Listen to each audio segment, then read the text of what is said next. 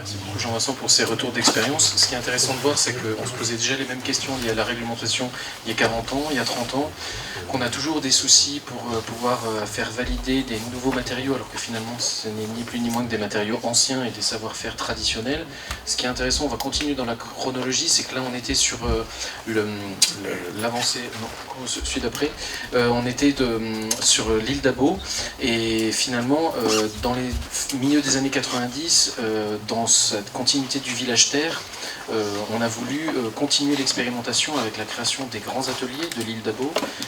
Donc je vais passer la parole ici à Maxime Bonnevie, qui est directeur de cette structure-là. L'intérêt de cette structure, si je ne me trompe pas, c'était de pouvoir expérimenter, faire pratiquer les architectes, les maîtres d'œuvre, les artisans, pour pouvoir continuer à expérimenter autour de ces matériaux et savoir-faire.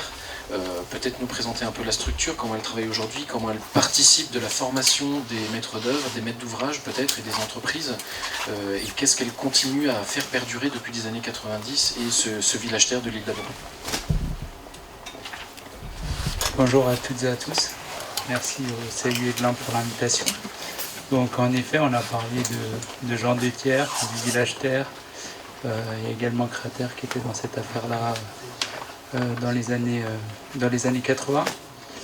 Et ces acteurs finalement ont continué cette idée d'expérimenter en faisant naître un projet qui s'appelle les Grands Ateliers, effectivement dans la même zone, dans cette ville nouvelle de l'île d'Abo.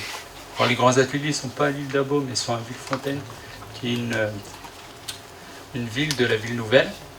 Et ils ont été imaginés par des enseignants des écoles d'architecture, d'ingénierie et d'art, avec deux objectifs principaux. C'est de pouvoir faire travailler leurs étudiants sur l'échelle 1, donc pouvoir expérimenter, toucher la matière et construire dans le cadre de leurs études. On est plutôt sur des formations avec des approches et des apports théoriques dans les écoles.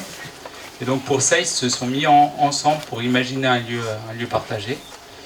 Et le second objectif d'origine du lieu, c'était de pouvoir mélanger ces différentes disciplines, avec comme utopie l'utopie du Bauhaus, qui est une école allemande du début du XXe siècle, qui a basé son concept sur le mélange des designers et des artisans. Et donc en 2002, vous avez ce bâtiment à l'écran qui voit le jour, qui est construit, qui est un bâtiment dimensionné pour permettre ce type de construction à échelle 1 et d'expérimentation. Et donc ce sont à la fois des halles et des ateliers machines. Aujourd'hui, ce qui se passe dans ce lieu, c'est ce qui a été imaginé à l'origine. Ce sont des enseignants d'écoles d'architecture qui viennent avec leurs étudiants tout au long de l'année pour pouvoir dispenser leurs enseignements, la partie pratique de leurs enseignements. Donc généralement, ils viennent d'une semaine. Et ils viennent développer des modules d'expérimentation sur la base de la discipline qu'ils enseignent. Donc ça touche à la fois l'architecture, les questions de structure, les questions d'art. Marine, par exemple, qui a présenté le bâtiment, est enseignante à Lyon et vient avec ses étudiants sur des modules structure chaque année. Donc ça, c'est l'activité historique et c'est l'activité qu'on continue à dispenser, qui reste notre activité principale. Et dans les années 2010, on a, avec différentes entités, porté un projet qui s'appelle AMACO, Atelier Matière à Construire, qui a permis de mettre en place une équipe de recherche sur la question de la matière. Donc c'est avec l'INSA, l'école d'ingénierie de Lyon, l'école d'archi de Grenoble, l'école de physique-chimie de Paris et les grands ateliers qu'on a monté ce projet-là. Aujourd'hui, c'est une équipe de 20 chercheurs. Et ce qui nous a permis, cette équipe-là, c'est de développer de la pédagogie innovante sur la question de la matière. C'était vraiment le postulat de base. Et ils sont partis de la matière en grains. On a parlé d'argile, de sable, de la matière en grains, c'est notamment la terre crue. On est sur un territoire de terre crue avec le village terre, mais aussi tout le patrimoine historique en Pisé. Et ce qu'a développé ce centre de recherche avec nous, c'est de la formation continue. C'est dit, voilà, on forme les futurs professionnels de la construction, on a un enjeu aussi à former les professionnels en activité, et aujourd'hui, c'est une de nos activités de développer la formation continue pour les maîtrises d'œuvre et les maîtrises d'ouvrage voilà, qui ont nécessité aussi dans leur pratique, par rapport à des projets ou par rapport à des envies de monter en compétence sur des techniques. Aujourd'hui, c'est principalement terre crue, matériaux biosourcés, notamment la construction en fibre. On a une formation en réemploi sur le réemploi et puis une formation sur la construction en pierre. Donc on est très axé matériaux et on hybride dans ces formations-là une partie théorie, une partie pratique qui nous sont chères. Et en plus de ces activités-là, donc j'ai une équipe notamment de personnes qui sont en atelier pour m'accompagner au quotidien et accompagner nos usagers.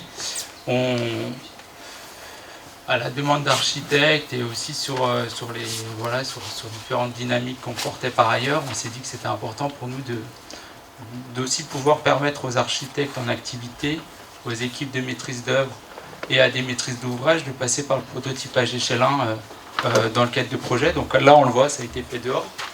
Il y a un prototype échelle 1 qui a été réalisé en amont du projet pour valider finalement des questions. C'est souvent sur des questions d'assemblage, hein. On l'a vu avec la question de la couvertine et du massif en béton posé sur la couvertine du mur en pisé.